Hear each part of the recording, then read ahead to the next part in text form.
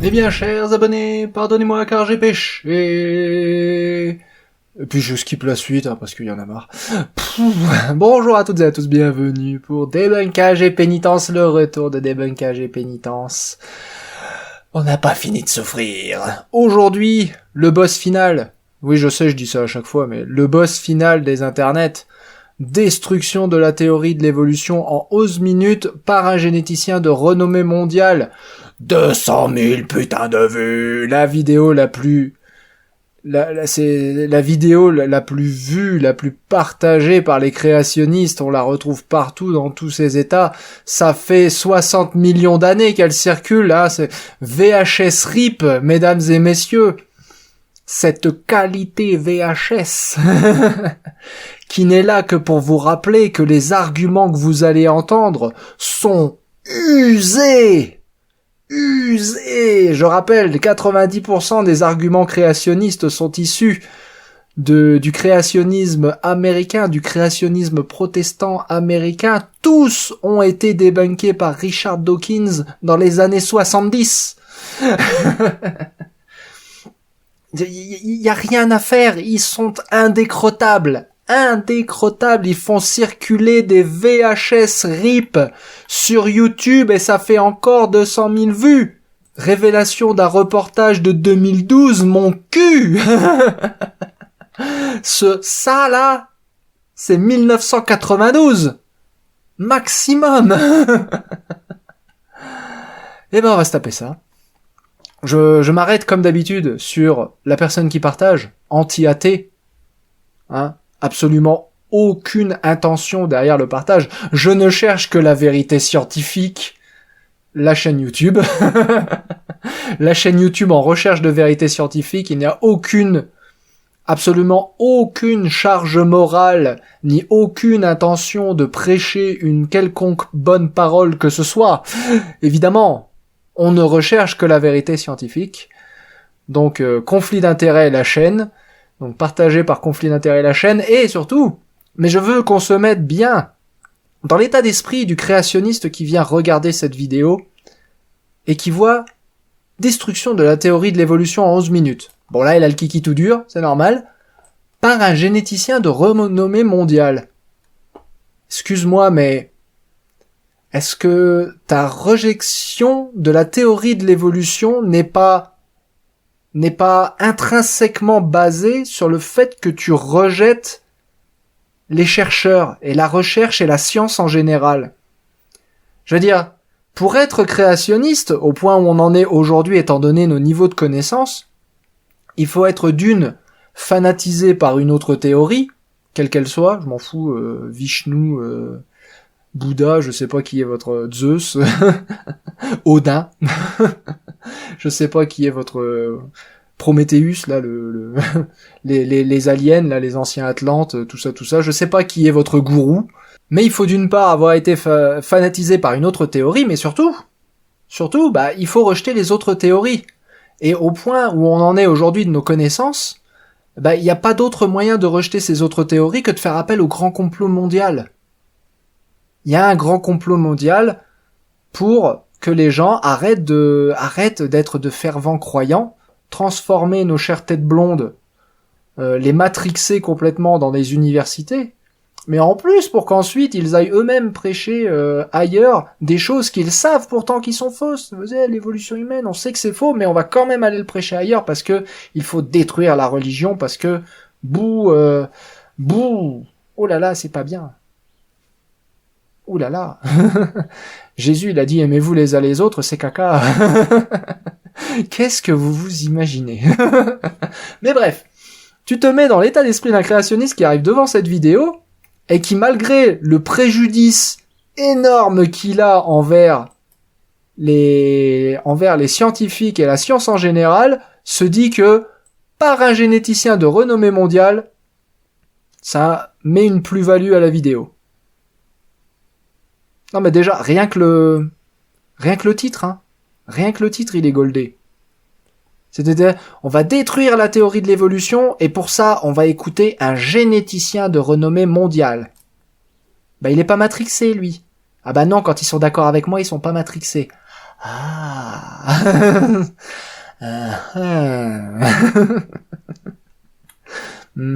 Je vais bien, mon cerveau fonctionne correctement. Oui. Allez, c'est parti, la VHS RIP de l'enfer. Je crois qu'on va mettre des sous-titres. Hein. On va mettre des sous-titres français générés automatiquement. On va rigoler partout à 10.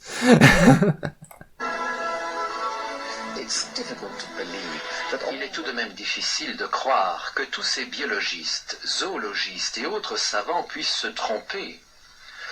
Après tout, ils ont été formés dans les meilleures universités. Oh, mais dites-moi, on s'est déjà rencontrés avant. Donc, je n'exagère pas, je veux dire, quand je vous ai parlé, le grand complot mondial, les universités, les machins, je veux dire, la vidéo commence littéralement par ça, le grand complot. Enfin, ils disent pas le grand complot, mais ils se foutent quand même de la gueule des universités. Peut-être que le professeur Maciej Gertych de l'Académie des sciences de Pologne, appartenant à l'Institut de dendrologie et enseignant la génétique des populations à l'université de Tours. Et qu'est-ce que c'est Qu'est-ce que c'est que cette vidéo? Pourquoi ça... One eternity later. Alors, en plus d'être un VHS RIP dégueulasse, avec un son dégueulasse, et une image dégueulasse, la vidéo est buggée. Voilà, j'ai beau l'ouvrir partout, n'importe comment, je viens de passer un moment considérable à essayer de l'ouvrir, auquel vous n'avez pas assisté, mais la vidéo est buggée. Eh ben c'est parti, non mais c'était trop agréable. Si vous voulez, le son et la lumière déjà c'était trop agréable. En plus on va couper l'image. Vous pourriez arrêter d'être des tâcherons s'il vous plaît les créationnistes. Ça suffit maintenant, hein. Ça suffit. Peut-être que le professeur Maciej Gertych de l'Académie des sciences de Pologne, appartenant à l'Institut de dendrologie et enseignant la génétique des populations à l'université de Toruń, pourra nous éclairer. Donc, il appartient à un institut de dendrologie. Donc, pour autant que je sache, la dendrologie, c'est l'étude des cercles de croissance dans les arbres. Donc, c'est une méthode de datation qu'on utilise en archéologie, notamment, hein, pour dater des bâtiments. Les poutres, par exemple, de Notre-Dame, ont été datées grâce à la dendrologie, puisqu'on arrive, en fonction du pattern de croissance, à calquer ça à d'autres arbres qui sont datés. Bon, bref, c'est ça la dendrologie. Il dit qu'il voit pas le rapport. Et alors, du coup, destruction du titre de cette vidéo en seulement 27 secondes, puisque du coup, il n'est pas généticien. Il n'est pas généticien, il est chercheur en génétique des populations. Ce qui est tout à fait différent de généticien. Je veux dire, il a son métier. Je veux dire, là où est la tromperie, hein, dans cette histoire, c'est que généticien, ça vous donne donc quelqu'un qui fait des analyses ADN. Ça, c'est un généticien. Des analyses ADN, qui ferait des phylogénies, qui ferait des études qui se basent sur des séquences nucléotidiques. Vous voyez, ça, c'est un généticien. Un généticien des populations, il fait pas ça. Un généticien des populations, lui, ce qu'il fait, c'est il étudie des populations et comment les génotypes se répandent au sein des populations. C'est-à-dire qu'un généticien des populations, fondamentalement, n'a pas besoin dans sa carrière de faire d'analyse génétique.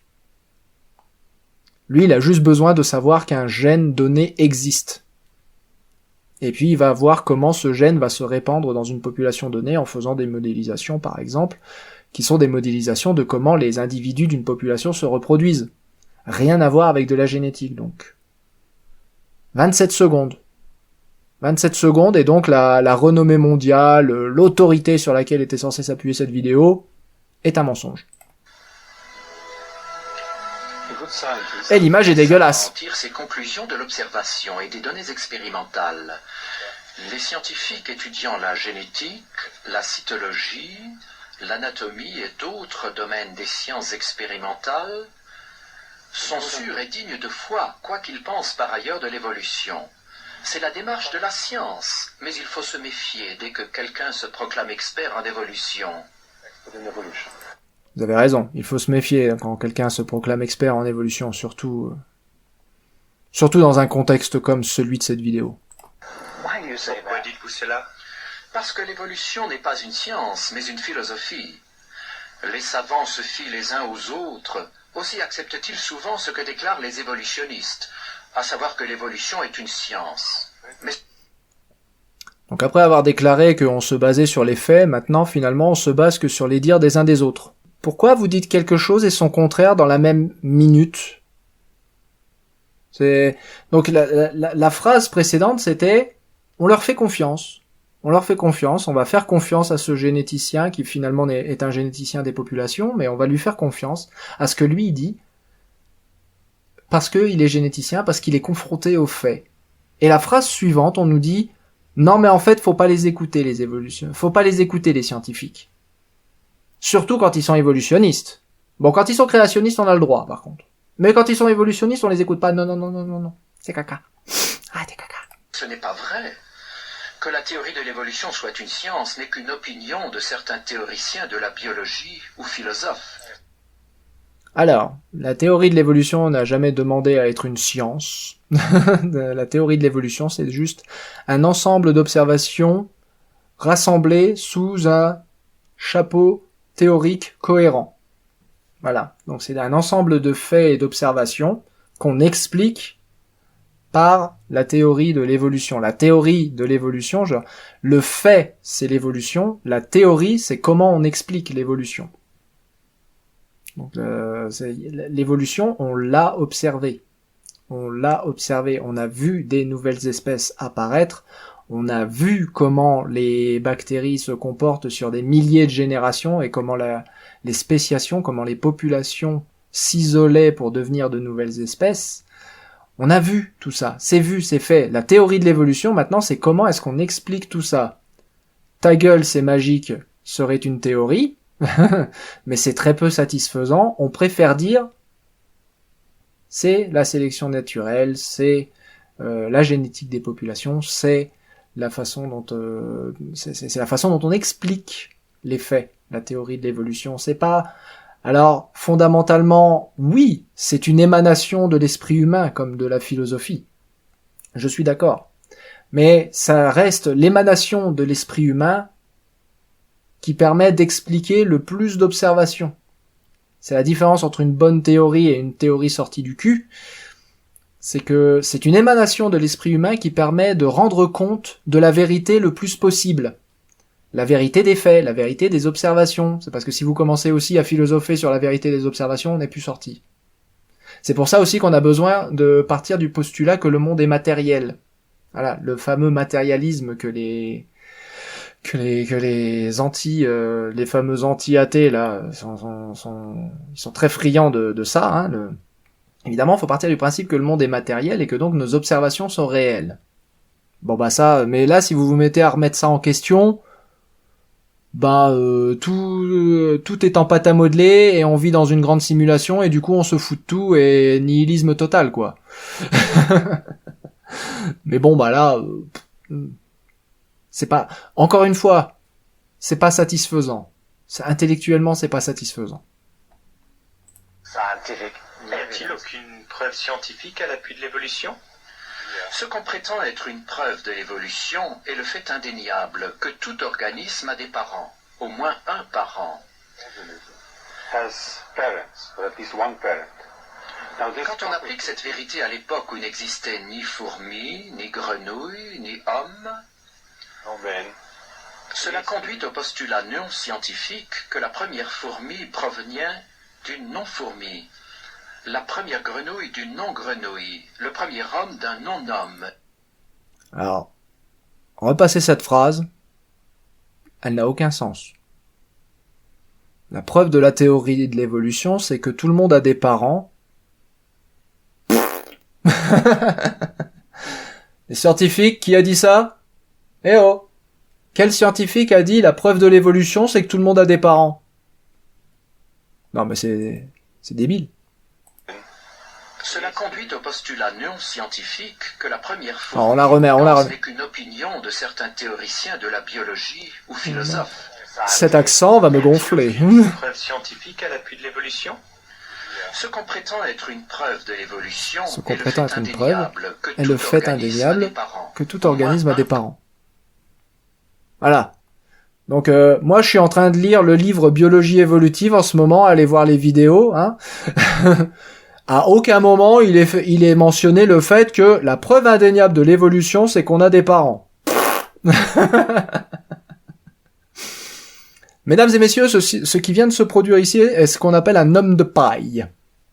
Mais alors là, pour faire un homme de paille plus en paille que ça, là c'est un homme de mousse, là c'est un homme de... C'est un homme, mais vous savez, en mousse de bain. Vous savez, la mousse qui sort de la baignoire quand vous mettez du bain moussant. Mais là, c'est ça. C'est de figure. Petit bonhomme en mousse qui s'élance et qui rate le plongeoir. Donc vous créez une sculpture en homme de bain. On va dire que ça c'est Darwin et pas. Ah, vous avez vu comment je l'ai facilement cassé, Darwin. Ça veut dire que l'évolution est fausse. Ha ha. Je suis tellement intelligent. Oui, mais aucun scientifique n'a dit ça, donc en fait t'es en train de débunker un truc que t'as inventé toi-même. Bon, l'argument... Allez, soyons charitables.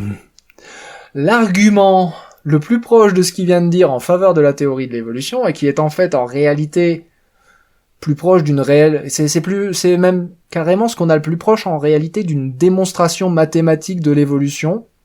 Vous avez deux individus, mâle-femelle. Cet individu mâle-femelle vont donner un descendant. Ce descendant ne ressemble pas à ses parents et ne partage que 50% de son matériel génétique avec ses parents.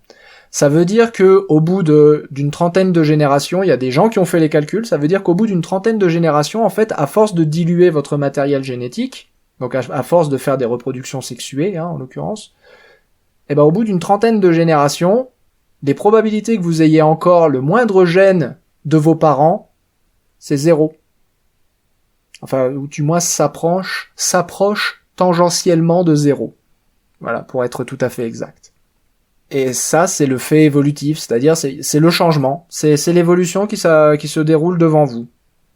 Vous n'êtes pas une copie de vos parents, vos enfants ne seront pas votre copie, et ainsi de suite. Et donc, dans ce constant flux de changement qu'est la reproduction sexuée, on ne peut pas concevoir, en fait, qu'il n'y ait aucun changement qui se produise.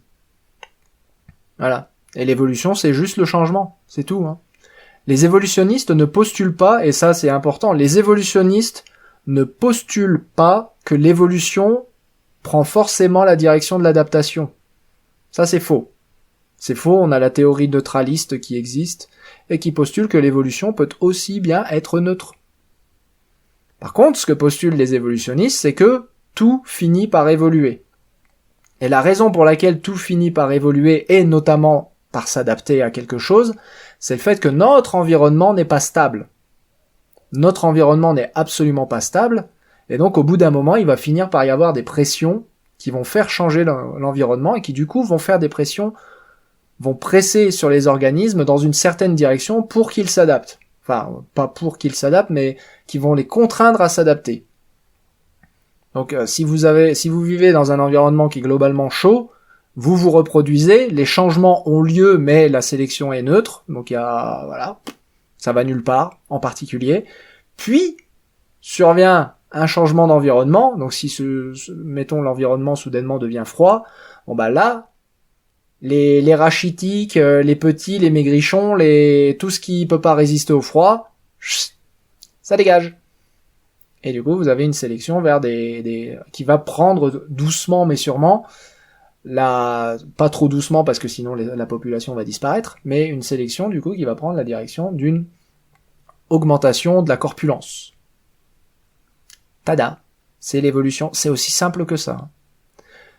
Donc l'argument qu'il dit là en fait c'est qu'on a des parents et que je sais pas quoi, bah en fait c'est juste ça, c'est que oui, à la base on a des parents et que on ne ressemble pas à nos parents. Et que nos enfants ne ressembleront pas à leurs parents, et leurs enfants à eux-mêmes non plus, etc., etc., tant et si bien qu'au bout de 30 générations, on n'aura même plus aucun gène en commun avec la population originale. C'est effectivement une démonstration de l'évolution, parce que c'est un fait simple et observable, au moins sur les espèces sexuées.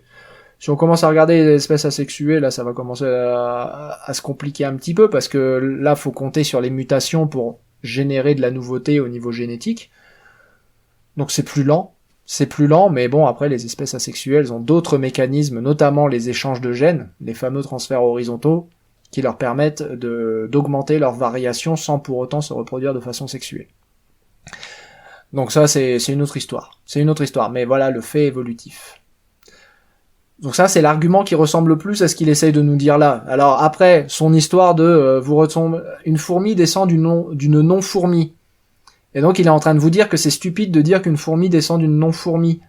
Mais dis-moi, les chiens, ils sont pas descendus d'un non-chien? Je veux dire, les chiens, à la base, c'est des loups, donc des non-chiens. On le sait, hein, parce que c'est nous qu'on l'a fait. Je veux dire, au bout d'un moment, tu vois, les êtres humains savent que les chiens descendent des non-chiens, puisque c'est nous qu'on l'a fait. Faire descendre les chiens des non-chiens. Les poules, ça vient de non-poules, qui vivaient en Asie du Sud-Est, on le sait, c'est nous qu'on l'a fait. Les vaches, ça vient des non-vaches, des aurochs. On le sait, c'est nous qu'on l'a fait. Etc., etc. Vous pouvez appliquer ça à toutes les espèces domestiques. Le maïs, ça provient d'une espèce non domestique, et la théocinthe, et donc le maïs descend du non-maïs. On le sait, c'est nous qu'on l'a fait. Je veux dire, son argument là, il est en train de dire en gros, oh les évolutionnistes, ils sont vilains, parce que je sais pas qui c'est là, on va voir. Alors je sais pas pourquoi d'ailleurs la vidéo bug mais pas le preview. Donc c'est lui là, ils sont en train de marcher dans un jardin, et c'est lui le monsieur là avec son impère de Colombo là qui est en train de nous dire, les évolutionnistes ils sont trop vilains parce qu'ils font que de la philosophie. Et le mec il nous sort quoi? De l'essentialisme.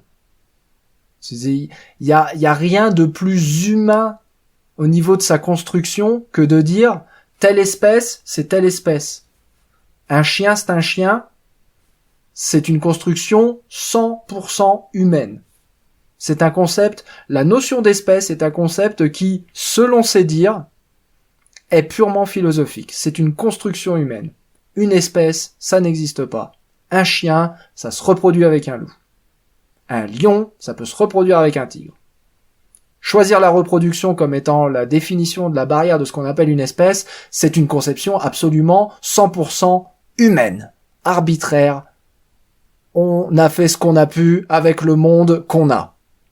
Et le monde qu'on a se fout totalement de nos petites règles essentialistes qui consistent à appeler un chien et un chat un chat.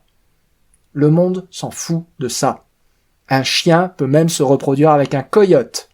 Votre essentialisme, la nature, le prend et se torche avec. Comme ça, dans sa belle raie. Sa magnifique oreille. Bon. Donc le mec nous dit, les scientifiques ils sont pas gentils, ils font de la philosophie en te sortant un essentialisme bien philosophique de derrière les fagots. C'est de la maternelle de la philosophie là. Quand on applique cette vérité à l'époque où n'existait ni fourmi, ni grenouille, ni homme, cela conduit au postulat non scientifique que la première fourmi provenait d'une non-fourmi. Ils confondent non scientifique avec non essentialiste. Ce qui sont deux choses qui... C'est pas le même mot, et curieusement c'est pas la même définition non plus. C'est marrant comme les êtres humains inventent des mots qui ont pas les mêmes définitions. Des mots différents pour des concepts différents. Ouais, je sais, c'est compliqué. La première grenouille d'une non-grenouille, le premier homme d'un non-homme, et ainsi de suite. Pourquoi dites-vous que cela n'est pas scientifique? Ah oui, ça, je suis intéressé. Parce que les données que nous possédons ne le prouvent pas. La science génétique établit clairement qu'un tel changement n'est pas possible. Les évolutionnistes vont encore plus loin. Ils déclarent que des êtres vivants proviennent de matière non vivante. Ah là, on va dans l'origine de la vie, c'est une autre question. Dans l'origine de la vie, c'est une autre question, pardon. Ils déclarent que des êtres vivants proviennent pas. La science génétique établit clairement qu'un tel changement n'est pas possible. Donc on peut pas passer... La science génétique établit clairement qu'on peut pas passer d'un loup à un chien.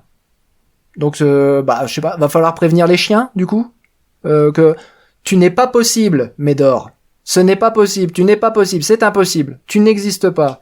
Bon, moi j'ai un chat, mais on va dire au chat, le chat, tu n'es pas possible, tu n'existes pas. C'est la science génétique qui l'a dit. Tu n'existes pas. Non, mais c'est vrai, la science génétique empêche les espèces de se séparer. Va falloir les prévenir. Ces espèces qui ne sont plus capables de se croiser entre elles, que en fait, si, vous êtes tout à fait capable de vous croiser entre vous. La science génétique a dit qu'en fait, vous étiez capable de vous croiser entre vous. Donc une fois de plus, les barrières, les barrières pré- et post-zygotiques, tout ça, ça n'existe pas. Vous n'existez pas. Vous arrêtez d'exister. Ça ne va pas. Ça ne va pas. C'est quand même fou, ça. C'est quand même fou. On avait vu la dernière fois, d'ailleurs, en lisant Biologie évolutive, je le rappelle, qu'il y avait cet exemple de la mouche, d'une mouche nord-américaine, où bah du coup il y a certaines populations qui se sont mis à se reproduire sur c'était les églantiers, et l'autre population qui s'était mis à se reproduire sur les pommiers. Et donc elles avaient beau vivre plus ou moins au même endroit, bah maintenant elles se reproduisaient plus entre elles et ça faisait deux espèces différentes. Donc faudra les prévenir que non, en fait les pommiers et les églantiers, c'est la même chose. Arrêtez d'être méchants.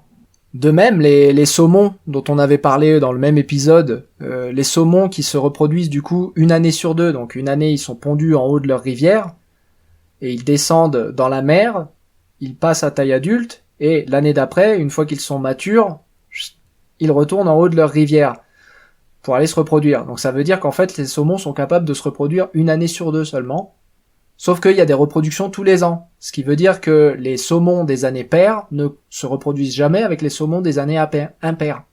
Pourtant, ils sont de la même espèce. Bon bah eux, faudra leur dire qu'en fait, cette barrière à la con qu'il y a entre les populations des années paires et les populations des années impaires, et qui est en train de lentement mais sûrement faire diverger génétiquement ces populations au point qu'un jour, on finira par les appeler des espèces différentes, bah faudra leur dire qu'en fait non, faut pas. C'est pas bien. C'est pas bien ce que vous faites. Ça n'existe pas. Mais enfin, Sébastien, ça n'existe pas. Maintenant, faut que tu te reproduises avec lui, parce que vous êtes de la même espèce, et j'ai décidé que vous étiez de la même espèce. Voilà, je suis essentialiste. J'ai décidé que vous étiez de la même espèce, donc maintenant, vous arrêtez vos conneries. Les évolutionnistes vont encore plus loin. Ils déclarent que des êtres vivants... Ils vont encore plus loin. Jean-Laurie. Pourquoi vous avez pris le mec avec l'accent versaillais le plus caricatural du monde pour doubler cette vidéo? Je ne vous comprends pas. proviennent de matière non vivante. Ah. Mais s'il n'existe aucune observation à la base... Alors, les évolutionnistes vont même plus loin que ça, en disant qu'on est originaire de la matière non vivante. Oh! Ils n'ont aucune preuve. Dit-il alors qu'il est en train de se déplacer là dans la rue en ne montrant rien de proche de quoi que ce soit d'une preuve. Hein. Je rappelle, tout ce qui est affirmé sans preuve peut être jeté à la poubelle sans l'ombre d'une moindre preuve. Mais bon, allez, on va avancer quand même un argument histoire quand même d'être un peu mieux quoi. Histoire de montrer que c'est quand même nous qui avons les bonnes idées de notre côté. Alors, quelle drôle d'idée de s'imaginer que la matière non vivante, que la matière vivante vient du non vivant. Je me demande d'où elle vient cette idée. Ah oui, peut-être du fait qu'on est fait d'exactement les mêmes atomes que la matière non vivante. Hein? Peut-être du fait que il faut fondamentalement s'abreuver continuellement de ces atomes pour pouvoir maintenir la matière vivante. Hein, je sais pas, moi, peut-être parce que le carbone n'est pas unique au monde vivant, il existe aussi une chimie organique, donc à base de carbone, qui est non vivante. Peut-être parce que, je sais pas moi, peut-être parce que on a trouvé dans des comètes, dans des restes de comètes, des éléments comme des acides aminés, par exemple, qui font normalement partie de la matière vivante, mais qui existent aussi dans la matière non vivante. Je sais pas d'où vient cette curieuse idée que la matière non vivante peut donner naissance à la matière vivante, à part peut-être la totalité de l'univers connu qui démontre que en fait la chimie du vivant c'est la même que la chimie du non vivant. Je sais pas. Non, je vois pas. Je vois pas d'où viendrait cette idée curieuse. Je vois pas d'où viendrait cette idée curieuse. Ah non, mais je vais pas refaire la démonstration de où vient de toute la biogénèse et tout ça, j'en ai déjà parlé plein de fois ailleurs. Alors, on a un scénario cohérent de la biogénèse, il est plein de trous, je suis le premier à le dire, mais on a un scénario cohérent qui permet d'expliquer d'où viennent les premières molécules vivantes. On le sait très bien. Mais l'argument principal pour dire que le vivant vient du non-vivant, c'est parce qu'il existe fondamentalement aucune bon sang de bonsoir de différence entre la chimie du vivant et la chimie du non-vivant. Les conneries qu'il raconte, qui sont issues de la fécondité de son cerveau plein d'imagination, eh ben son cerveau, il fonctionne sur des impulsions électriques qui sont créées par des potentiels d'action, qui sont le produit de membranes et d'ions qui passent à travers ces membranes. Et ces potentiels d'action sont exécutés par des ions calcium et potassium qui existent totalement en l'absence de vivant. Voilà, donc le fonctionnement débile de son cerveau là est complètement... On peut le découper en fait, est la somme d'une série d'actions qui peut s'expliquer totalement par de la chimie du non-vivant. Mais je veux dire, fondamentalement, tout ça, ça peut se casser en petits morceaux qui sont tout à fait non-vivants. Toute votre chimie vivante peut se casser en petits morceaux de non-vivants. On peut expliquer la totalité de la chimie de votre corps avec du non-vivant. Et ouais, c'est... Non, je sais, ça fait mal à entendre, hein, de savoir que votre argument est tellement pété qu'il est débunkable en 40 secondes. Aucune observation à la base de ce que déclarent les évolutionnistes. Comment peuvent-ils convaincre tant de savants que l'évolution serait un fait scientifique? Je crois qu'il va falloir que tu fasses une petite rencontre avec Australopithèque et Archéoptérix, juste pour être bien sûr qu'on parle de la même chose, parce que là, tu m'as pas l'air au courant de grand-chose, hein. Leur principal argument est que de petites mutations positives ou bénéfiques s'opèrent dans les cellules de la reproduction et sont ensuite conservées par sélection naturelle. Ils soutiennent que ces mutations s'additionnent et amènent une espèce à évoluer graduellement vers une autre espèce.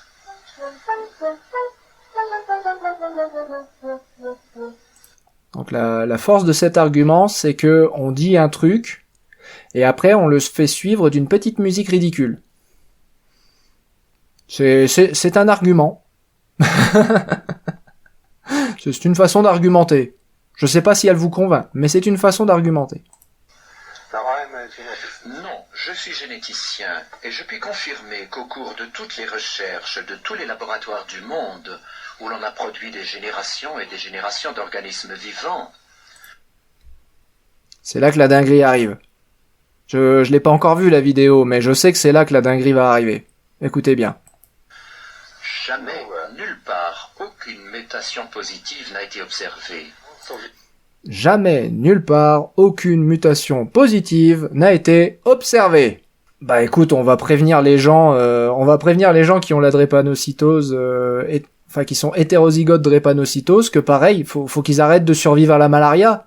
On va aller les prévenir tout de suite. Parce que visiblement, ils sont pas au courant, hein. Ils sont hétérozygotes drépanocytose, ils ont une mutation bénéfique qui leur permet de résister à la malaria, mais il va falloir aller leur dire immédiatement que non, faut arrêter. Cette mutation n'est pas bénéfique. Non, non, non. Non, c'est pas possible. C'est pas possible.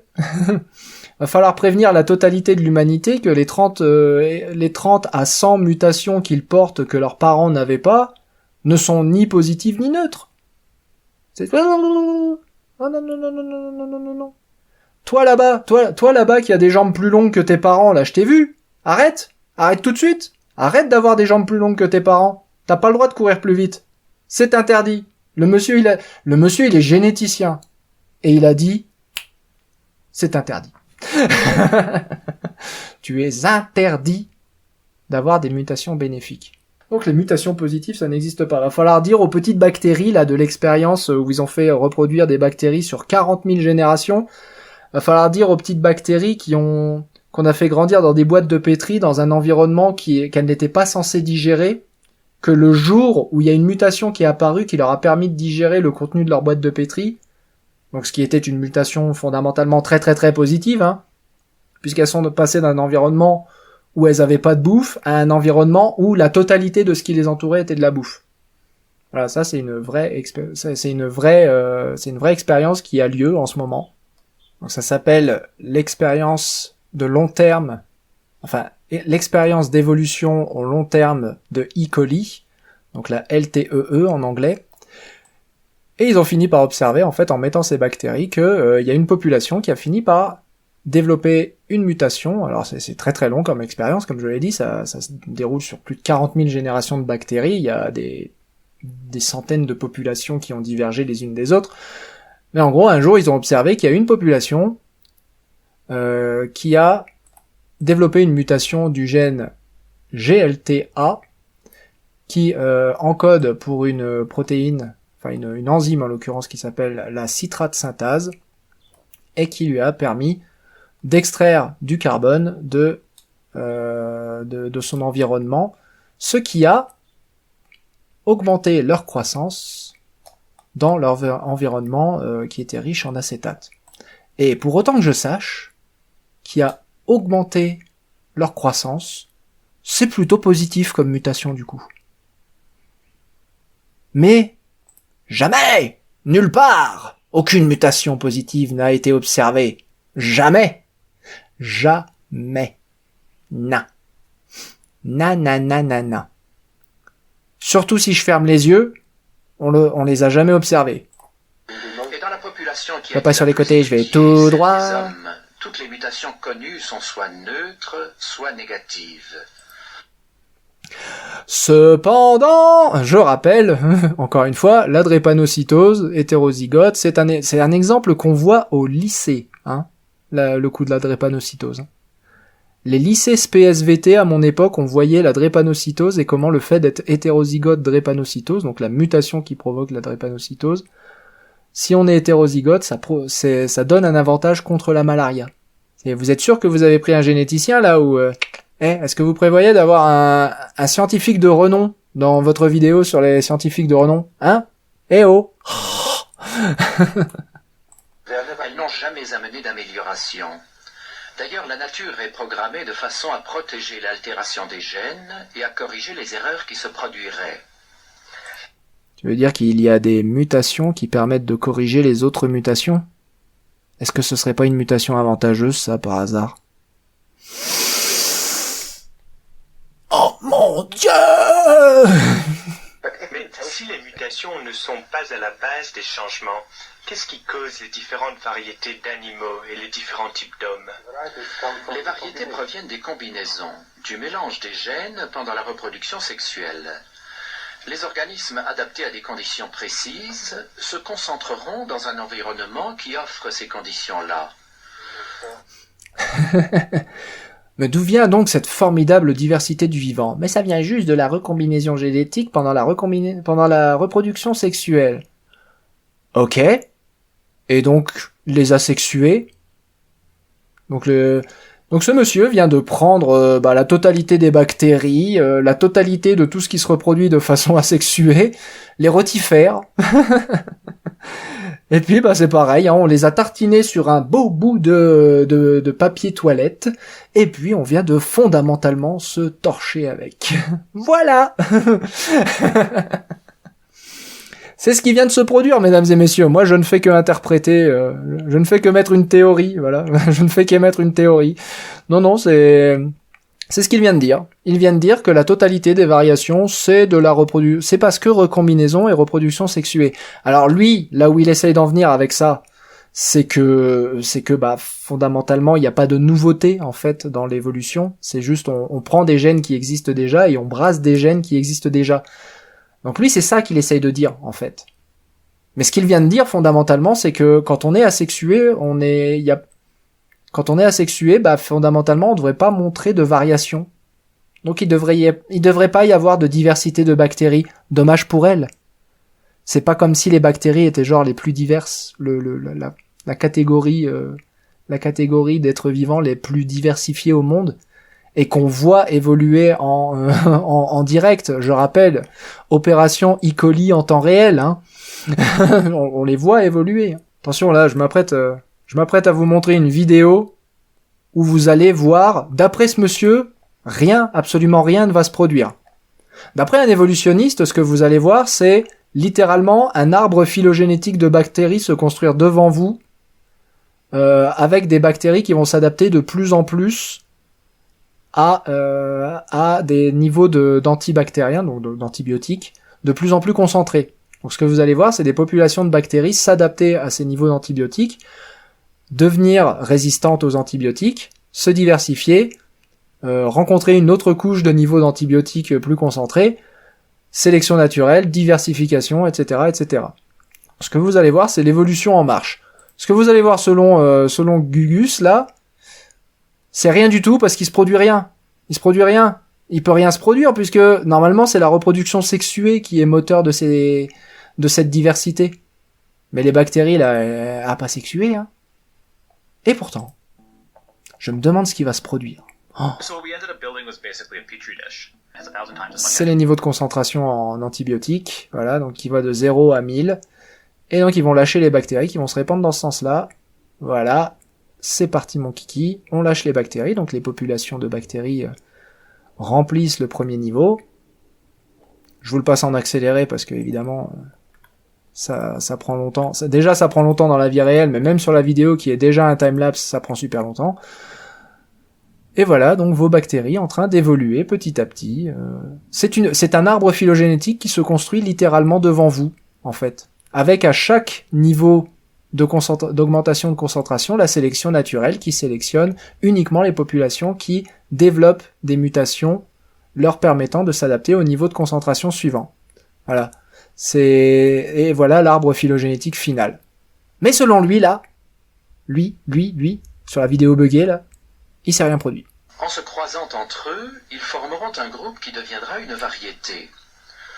En outre, si accidentellement un groupe se trouve isolé, des traits particuliers y apparaissent et lui donnent un aspect distinct. Si un groupe se retrouve isolé, des traits particuliers apparaissent et lui donnent un aspect distinct. C'est pas une spéciation que t'es en train de décrire, là? Boah, mon petit filou.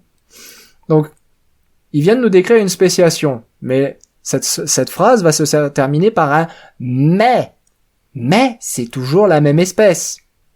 La population est isolée, selon ses propres mots. Elle développe des traits distincts, selon ses propres mots.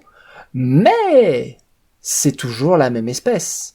Parce que j'avais un cheval et que ce cheval s'est pas transformé en papillon. Et tant qu'il est pas transformé en papillon, je suis perché. C'est pas de l'évolution. Mais non, c'est pas de la spéciation s'il s'est pas transformé en papillon. Mon cheval.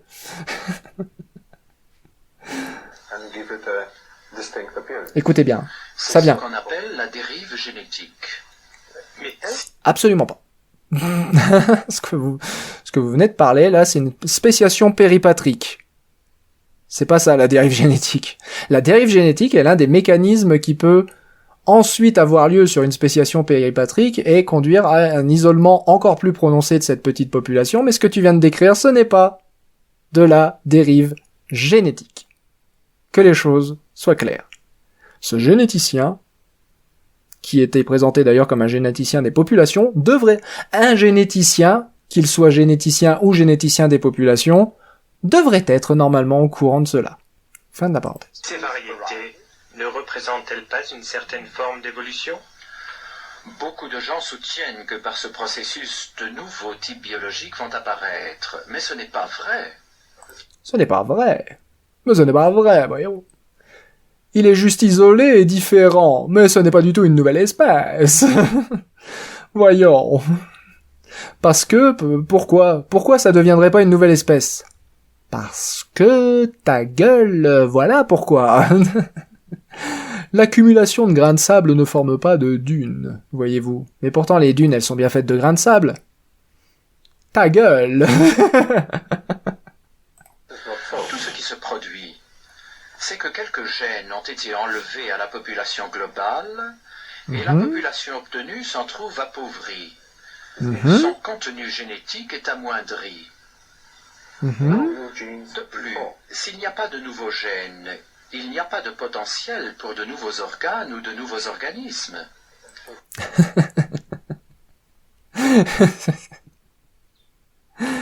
Donc, tout se passe comme si il y avait une spéciation en cours. Mais comme tout à l'heure, j'ai dit une énorme dinguerie sur le fait que que les mutations n'avaient pas lieu, eh ben, chat perché. Et voilà. Donc, si j'additionne une énorme connerie avec une autre énorme connerie, eh ben, ça donne du créationnisme. Tada! Hop, y a pas spéciation, chat perché. Chabit, pas le droit de retoucher son père. Tout ça. Moi, je vous montre des faits, hein. La réponse que j'ai à ça, c'est, voilà. La population, regardez, hein, c'est ce qu'il vient de dire, hein. Donc, on a une population, ici. On a ensuite une population isolée qui va se former. Et voilà. La population isolée qui développe des traits particuliers, en l'occurrence, celui de résister plus aux antibiotiques. Et cette population, qu'est-ce qu'elle fait? Elle continue de s'adapter encore plus aux antibiotiques, et encore plus aux antibiotiques, donnant des descendants qui chacune vont former de nouvelles lignées, en s'isolant de plus en plus, etc., etc. Vous avez un très très bel exemple ici de spéciation péripatrique successive, des deux côtés. Magnifique. Mais ça pour lui, tant que les bactéries se sont pas transformées en chat sauvage, en ours de polaire, ou je sais pas quoi, ces bactéries, non. Ah mais attendez, si le chimpanzé descend des bactéries, pourquoi il y a encore des bactéries, quoi? Franchement. On obtient seulement une variété différente d'une même espèce. Ce procédé est utilisé aujourd'hui dans l'élevage. Par sélection et isolation, on obtient de nouvelles variétés d'animaux et de plantes, par exemple des chevaux, des vaches, des chiens, des céréales, etc. On sélectionne ce qui est utile. Justement, puisque tu parles de domestication et de céréales, non mais c'est vrai que quand on compare la théocynte qui est juste basiquement un brin d'herbe au maïs, qui est genre un truc avec une espèce de massue de graines tout au bout, rien à voir. C'est juste une variété. Ça n'a rien à voir avec de la spéciation. Voilà, mesdames et messieurs, ça, en haut, là, ça, c'est une théocynte, et ça, là, c'est du maïs. Voilà. Ça, théocynte, ça, maïs. Et voilà. Mais donc, pour lui, là, pour le monsieur, là, lui, pour ce monsieur, c'est la même chose. C'est comme le même. They are exactly the same thing. c'est Corporate asks you the difference between this and this. They are the same thing. c'est exactement le même de The Office, quoi. Mais oui, c'est deux bestioles, là. Tout à fait. La théocynte et le maïs, c'est la même chose. Pour un créationniste, ces deux choses sont pareilles. Aucun problème. Utile à l'homme, ou qui présentent telles qualités qui ont un intérêt particulier pour nous. Mais ces populations sont des groupes restreints, très dépendants des conditions extérieures que l'homme leur réservera.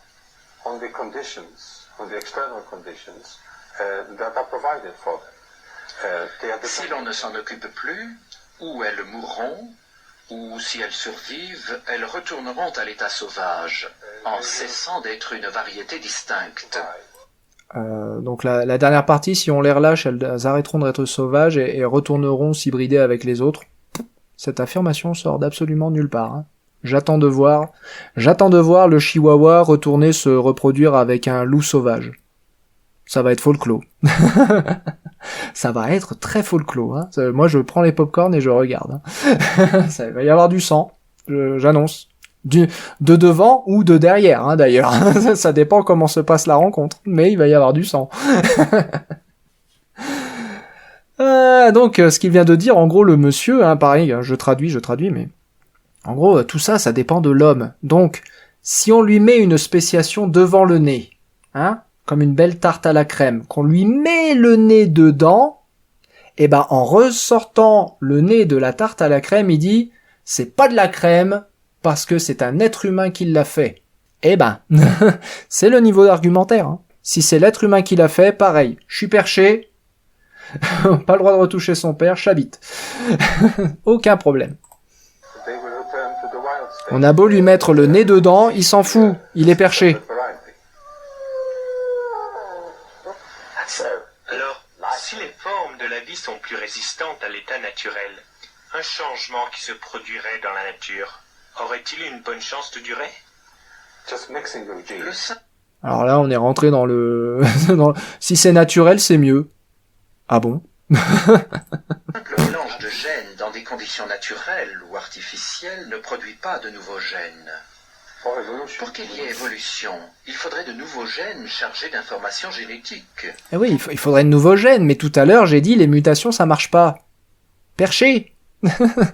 Tout à l'heure, j'ai dit l'énorme connerie que les mutations bénéfiques n'existent pas, donc je suis perché, tout à fait.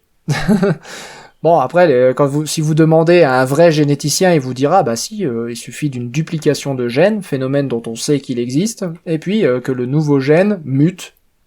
Le nouveau gène ainsi créé par duplication, qui n'est en réalité pas nouveau, qui est la copie d'un gène qui existe déjà, se met à muter et va créer une nouvelle fonction. C'est exactement ce qui est arrivé à tous les gènes OX, donc les gènes du développement. C'est exactement ce qui est arrivé à votre vision autrefois bichromatique et qui maintenant est trichromatique. C'est juste un gène des pigments qui s'est dupliqué et le nouveau gène de pigments a muté, permettant la vision d'une troisième couleur qui n'était pas possible quand on avait que deux gènes. Oui, je sais, hein, c'est fou. C'est fou, ça demande une imagination au moins niveau école primaire hein, pour en arriver là, pour imaginer un scénario où ceci se produirait. Le mieux, c'est qu'on n'a même pas à l'imaginer puisqu'en réalité, ça se voit, on regarde les gènes du développement des mouches, on regarde les gènes de développement d'autres invertébrés, des étoiles de mer, des chordés et puis des vertébrés, et puis on voit que c'est les mêmes gènes OX qui se sont juste multipliés, qui ont juste muté ensuite.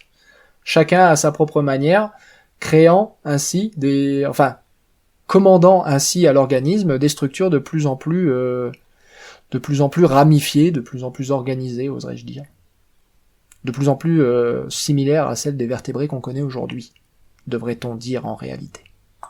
La science ne connaît aucun processus naturel qui produise de nouveaux gènes, que ce soit par isolation, par sélection, mutation ou croisement. À part celui que je viens de vous dire là. Mais on le connaît pas. Cela est impossible. Pourquoi alors apprend-on aux enfants qu'une espèce peut évoluer en une autre? Mais quand est-ce que quelqu'un va penser à nos enfants? Je crois que c'est parce que les évolutionnistes ne veulent pas accepter l'idée que les gènes contiennent autant d'informations utiles. C'est-à-dire assez pour chaque fonction précise que doit remplir chaque organe. Et donc sa réponse à la question pourquoi les évolutionnistes pensent que l'évolution est vraie, sa réponse c'est un panglossisme parce que les gènes ont ce qu'il faut là où il faut pour faire ce qu'il faut. Les généticiens n'ont pas envie d'admettre que les gènes ont ce qu'il faut là où il faut pour faire ce qu'il faut. C'est une réponse ça? C'est même pas une réponse à la question. C'est juste une... Votre nez est là où il faut pour porter des lunettes, c'est pour ça qu'on a des lunettes. C'est ça qu'il vient de dire. Depuis que nous savons lire le code génétique, que nous connaissons la quantité d'informations contenues dans ces gènes, la science ne sait pas comment cette information pourrait apparaître spontanément. La science ne sait pas comment cette information pourrait apparaître spontanément. Bah, déjà parce que tu es très anthropocentré. Depuis tout à l'heure, tu nous parles d'évolution sinon humaine, au moins de vertébrés, au moins d'organismes sexués. Va voir du côté des bactéries. Déjà là, tu verras que... Déjà, quand tu vas voir du côté ne serait-ce que des prions ou des virus, bah tu vois tout de suite... Des formes d'information génétique très différentes de la nôtre et beaucoup plus simples que la nôtre surtout. Et tout de suite ça donne une bien meilleure idée de comment une molécule se comporte exactement comme un précurseur de gènes. Bon après un vrai généticien en plus connaîtrait l'existence de l'ARN qui a à la fois une fonction protéique et une fonction génétique. Une fonction informationnelle en l'occurrence. Mais ça c'est un vrai généticien qui connaîtrait ça. Cela nécessite l'intervention d'une intelligence et ne peut arriver par hasard. Cela nécessite l'intervention d'une intelligence car ça ne peut pas arriver par hasard. Alors, qu'est-ce qui peut pas arriver par hasard? Attendez, on va essayer de répéter là. C'est-à-dire assez pour chaque fonction précise que doit remplir Il y a chaque beaucoup organe. d'informations. C'est seulement depuis que nous savons lire le code génétique que nous connaissons la quantité d'informations contenues dans ces gènes. La science ne sait pas comment cette information pourrait apparaître spontanément. Cela nécessite l'intervention d'une intelligence et ne peut arriver par hasard. Donc, faux dilemme. On oppose l'intelligence au hasard. La sélection naturelle, ce n'est pas le hasard. Donc, déjà, faux dilemme. Ici, rhétoriquement parlant, il dit de la merde. Ensuite, postuler l'existence d'une intelligence. Il y a beaucoup d'informations, donc il y a forcément une intelligence. C'est de la belle logique de créationniste, une fois de plus, mais en l'occurrence, s'il peut pas y avoir d'informations sans intelligence, pourquoi tu penses que le code génétique serait forcément le produit d'une intelligence, puisque le code génétique est fondamentalement imparfait? Tu viens de le dire, il y a des mutations négatives. D'ailleurs, dans ta conception du monde, les mutations positives n'existent même pas. C'est-à-dire que vous avez quand même quelqu'un qui, dans son système de logique personnelle, pense que l'information génétique est issue d'une intelligence, mais qui en même temps pense que l'information génétique est une chose qui n'est que faillible. Ça ne peut que muter de façon négative, ça ne peut que muter dans la mauvaise direction. Donc ton intelligence, là, l'intelligence dont tu es en train de faire l'hypothèse là maintenant tout de suite et qui sort de nulle part, je sais très bien d'où il sort, on est sur anti-athée, hein, mais ta forme d'intelligence qui sort de nulle part là dans ton système d'hypothèse pourrie, cette forme d'intelligence a non seulement permis que des mutations aient lieu, mais qu'en plus qu'aucune de ces mutations ne soit positive dans ta conception du monde. Allosaurus had never seen such bullshit before. Ou alors, on accepte que les mutations positives ça existe et l'évolution peut avoir lieu. Et voilà. c'est l'alternative, c'est ça. Ou alors on admet juste que les mutations positives ça existe, ça dépend surtout du contexte environnemental, et que du coup l'évolution peut avoir lieu par sélection naturelle, et que du coup ça a rien à voir avec le hasard. Puisque la sélection naturelle a lieu. Sortez une intelligence de nulle part, ou accepter simplement l'existence d'une mutation positive, chose dont on sait qu'elles existent. On sait qu'elles existent, des mutations positives. Mélanger simplement des lettres ne crée jamais de poésie. La biologie moléculaire montre clairement que jamais dans le passé il n'a pu exister d'organismes simples. Tous les organismes vivants, aussi primitifs qu'ils paraissent, la biologie moléculaire montre clairement que jamais dans le passé il n'a pu exister d'organismes simples. Il n'existe pas d'organismes simples, mesdames et messieurs.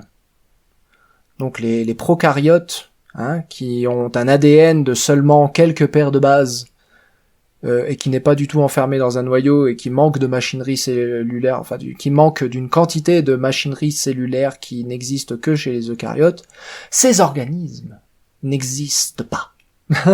Mesdames et messieurs, les bactéries n'existent pas. C'est pas possible. C'est pas possible.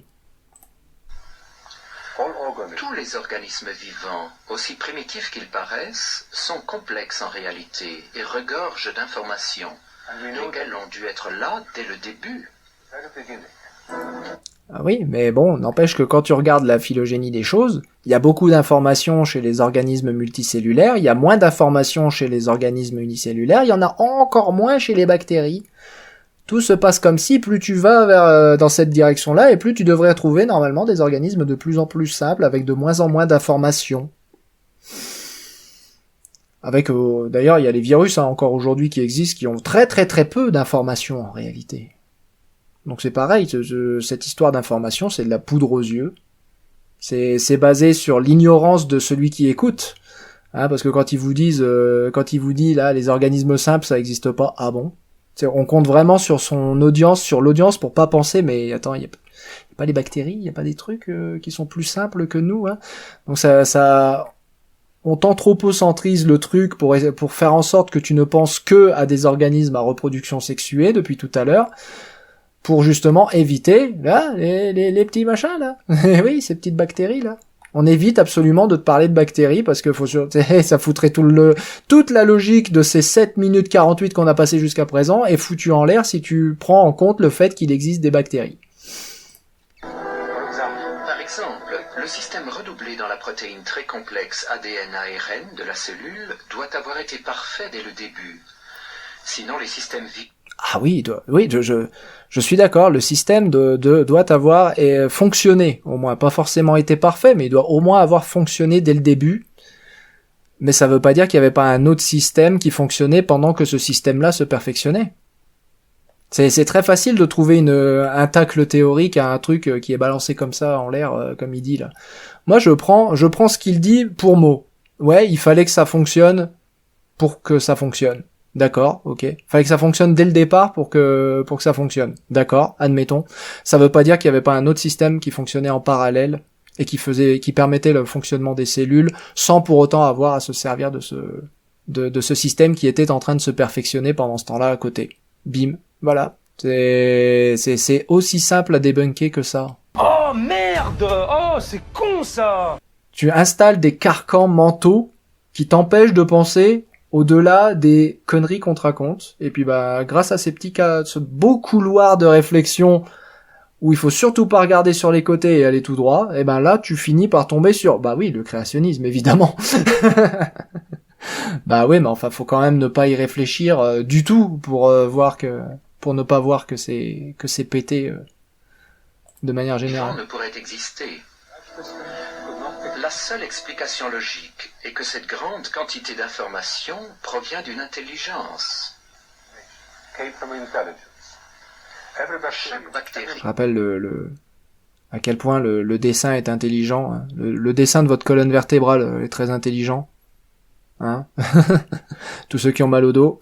Le dessin de vos genoux, pour tous ceux qui ont mal aux genoux, très intelligent aussi. Les pauvres éléphants qui perdent leurs dents avant même d'avoir atteint leur espérance de vie maximale. Voilà, ils n'ont plus de dents, ils peuvent plus manger, ils sont morts. Dessin intelligent, une fois de plus. Tout ça c'est intelligent, c'est une intelligence. Tout ça c'est dans vos gènes et vos gènes ils sont intelligents. Chaque cellule microscopique est programmée avec tant de précision que nous devons supposer que l'information qu'elle contient doit venir d'une intelligence bien supérieure à la nôtre. Eh oui. Et cette intelligence qui a mis vos cellules ensemble comme ça, c'est ta maman. C'est vrai que quand ta maman t'a porté, hein, et que les nutriments qu'elle avait dans son sang à elle sont venus alimenter l'embryon que tu étais, ta maman, elle a pas arrêté de réfléchir, putain, faut pas que je lui rate son code génétique à celui-là, faut surtout pas que je lui rate. Non, attends, merde, échec. Échec critique, j'ai loupé le cerveau. Oui, non, mais c'est intelligent, toutes ces constructions sont intelligentes. Quand un embryon grandit dans le ventre de maman, elle est constamment en train de réfléchir à ce qu'elle fait. Constamment.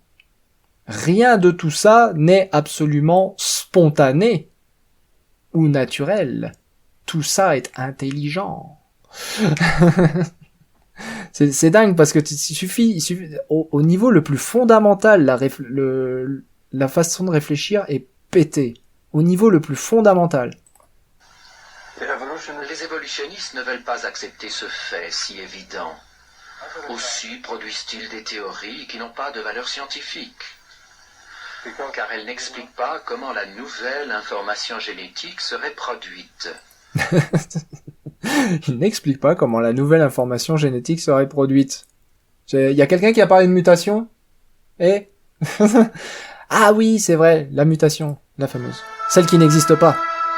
La fameuse mutation qui n'existe pas. Il est curieux que les livres d'école et ceux d'histoire naturelle continuent d'affirmer que les savants acceptent l'évolution comme un fait scientifique. Pourquoi les gens ne veulent pas de ma propagande? Je ne comprends pas.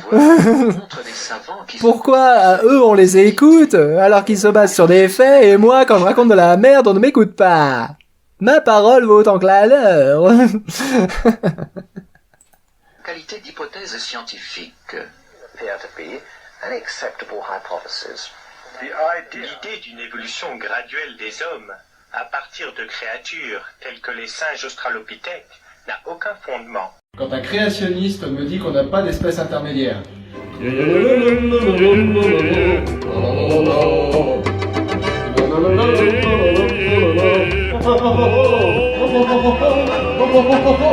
doit être... Bah, tu veux dire, à part le fait que les singes australopithèques sont littéralement des singes qui marchent debout, comme les êtres humains, qu'ils fabriquaient des outils comme les êtres humains, oui, parce que maintenant on a des Kenyanthropus par exemple, qui fabriquent des outils, comme les êtres humains, je sais pas, je vois vraiment pas d'où elle vient cette idée bizarre, hein, c'est curieux quand même, hein, on a un singe qui est exactement bipède comme l'être humain, qui vit exactement là où l'être humain est apparu un petit peu plus tard, qui fabrique des outils comme l'être humain, dont la taille de cerveau évolue lentement mais sûrement vers une plus grande capacité cérébrale. Bon, tiens, je me demande quand même d'où sort cette idée bizarre que les australopithèques sont les ancêtres des êtres humains quand même, hein. C'est curieux. rejeté. La complexité se trouve au commencement. Pour le généticien, La complexité se trouve au commencement. C'est une preuve indéniable que l'évolution biochimique n'a jamais eu lieu. La complexité se trouve au commencement, c'est donc une preuve indéniable que l'évolution n'a jamais eu lieu. Ouais, c'est pas faux. Je vous laisse méditer sur le sens éventuel que pourrait avoir cette phrase dans une autre dimension de l'existence, parce que dans la nôtre, la complexité se trouve au commencement. Le commencement de quoi? Es-tu en train de faire l'hypothèse que la complexité... Ah oui, la complexité se trouve au commencement. Oui, mais oui, évidemment.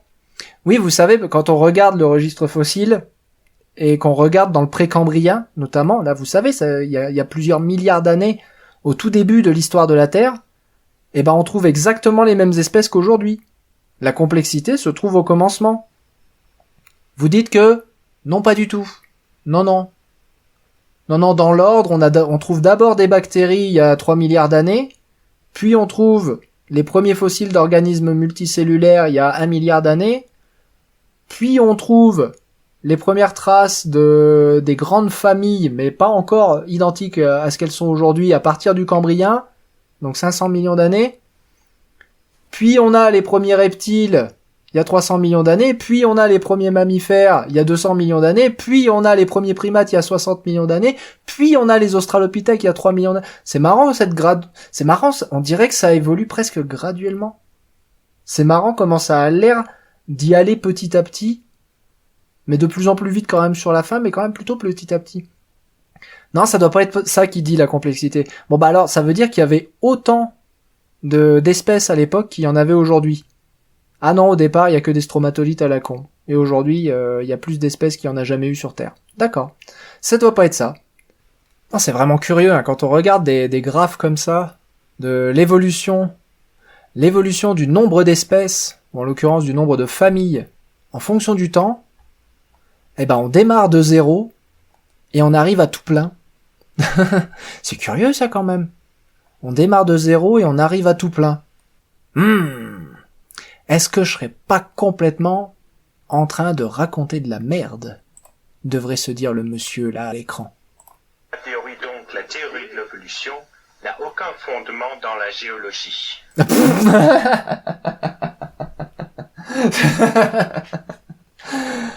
Oh bah et là, c'est... Oh.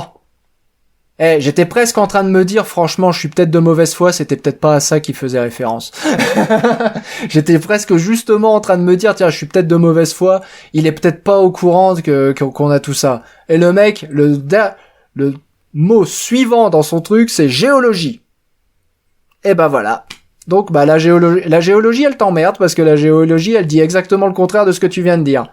D'abord on a des stromatos, ensuite on a des multicellulaires, ensuite on a des végétaux, ensuite on a des animaux, ensuite on a des...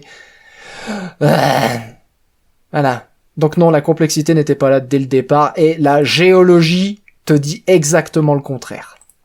De nombreux processus naturels indiquent Il reste 3 un minutes. âge relativement jeune. L'évolution n'est pas une science, c'est une Oh putain, c'est des créationnistes jeunes. Oh là là. Il y a de nombreuses preuves qui indiquent que la Terre est jeune, mais on vous les montrera pas. Nombre de savants arrivent à la même conclusion. Ils déclarent que si on continue à croire à la théorie de l'évolution, malgré l'évidence incontestable qui s'y oppose, c'est bien pour une raison philosophique et non scientifique. La récente Ça n'a rien à voir avec les faits ou avec les fossiles, c'est purement philosophique. découverte qui montre que les strates dans les roches se forment latéralement est d'une importance capitale.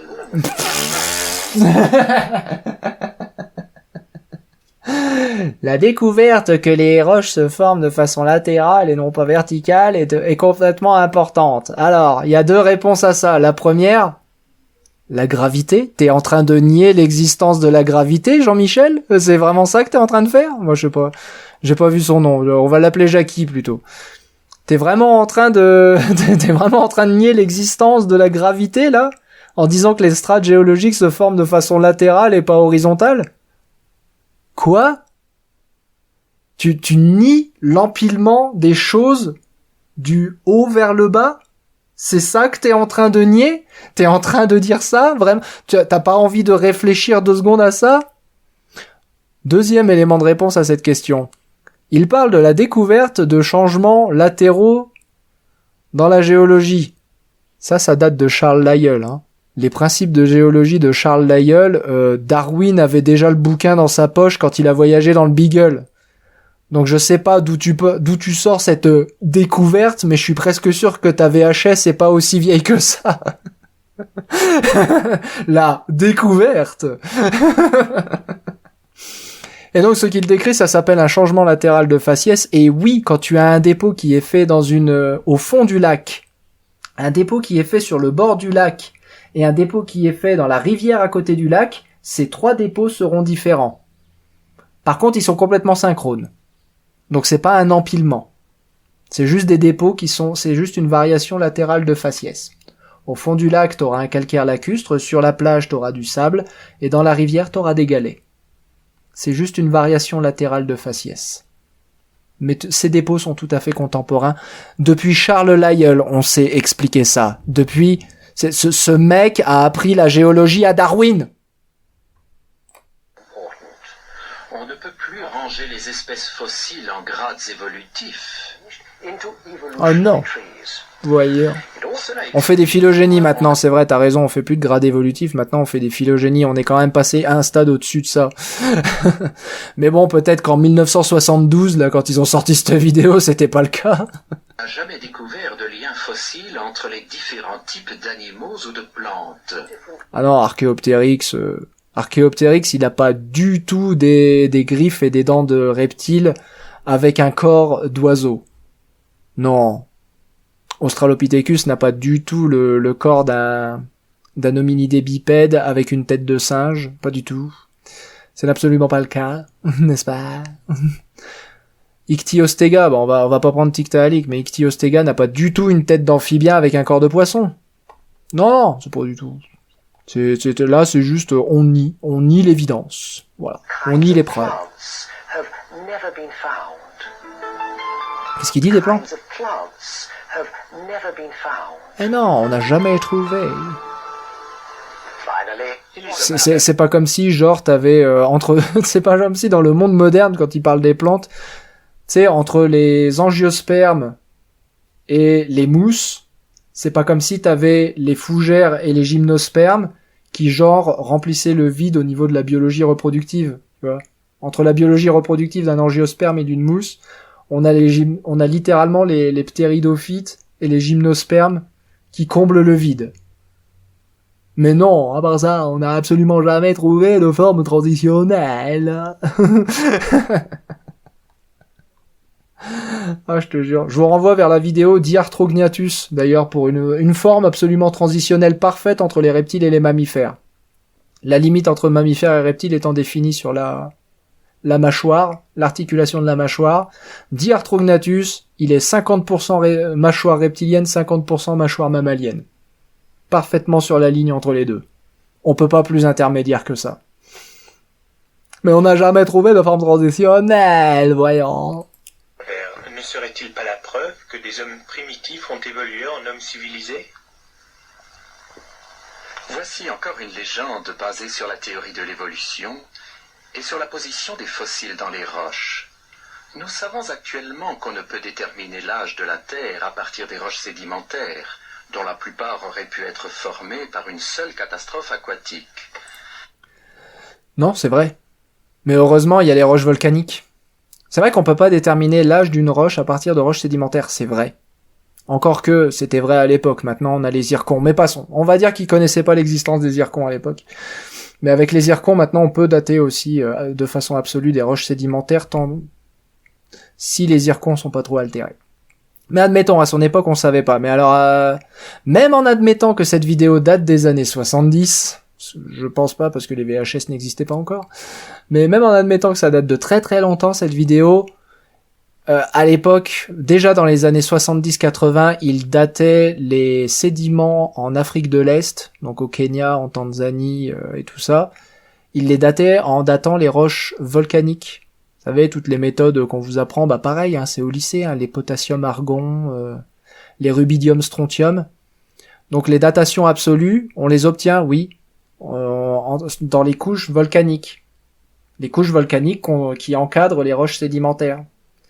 Mais ça, c'est sûr que même quand on nie même si on nie que la gravité a fait s'empiler les roches les unes sur les autres, hein, le volcan, il envoie ses... je sais même pas comment il s'imagine ça, le volcan, il envoie ses cendres dans l'atmosphère, mais dans leur conception à eux des choses, les cendres ne se reposent pas sur le sol, ils vont se déposer latéralement. Ils vont se déposer sur le côté. Paf. Parce que pour les créationnistes, même la gravité, ça ne marche pas. 50 secondes. Les restes fossilisés de ces hommes proviendraient donc de groupes de gens vivant avant cette inondation. Ah, et du reste le déluge. De la civilisation. La fameuse science du déluge, vous savez, c'est très scientifique, le déluge, il y a un livre qui en parle. C'est vrai que là, au niveau citage de source, on est là. Là. De nos jours également, on découvre de petits groupes d'hommes vivant complètement à part, de façon primitive, très semblables à ces hommes primitifs. Parce que ça manquait d'une couche de racisme, tout ça. Ça manquait quand même, hein. Oh, ça aurait été dommage quand même de rater la petite tartine de racisme par-dessus tout le reste. Hein, on a failli faire les 50 dernières secondes sans aucune référence au déluge ni aucune référence à du racisme ordinaire.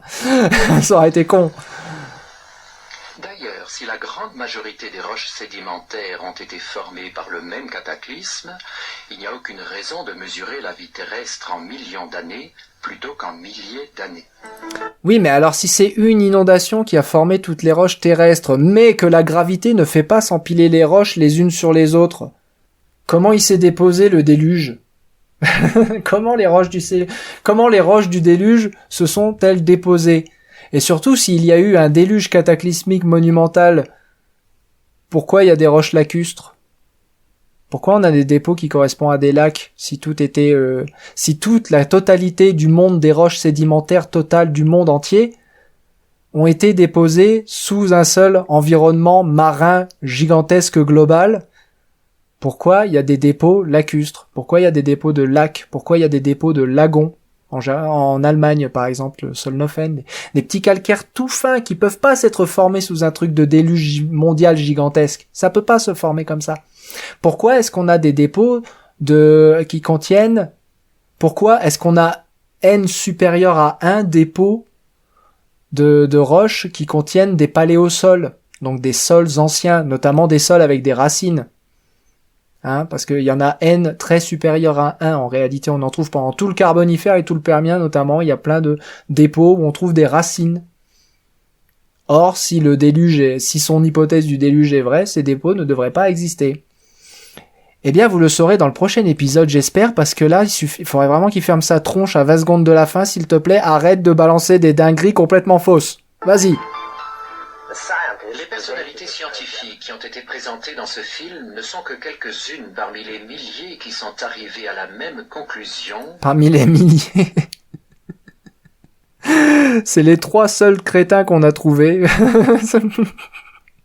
Mais non, c'est parmi les milliers. Bah, tu sais quoi, la prochaine fois que tu veux utiliser l'argument parmi les milliers qu'on a trouvé, bah, tu prends le temps de faire une séquence où il y en a au moins 10 qui disent « Je suis d'accord avec les propos de ce film. »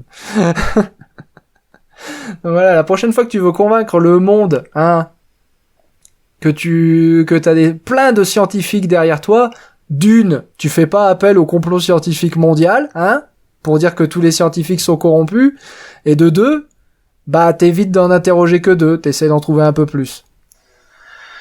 La théorie de l'évolution n'est qu'un conte de fées pour des adultes. Alors qu'une vraie bonne mythologie, c'est quand même tellement mieux. Hein? Oh! Eh ben ça aurait été long, ça aurait été compliqué, mais on y a survécu.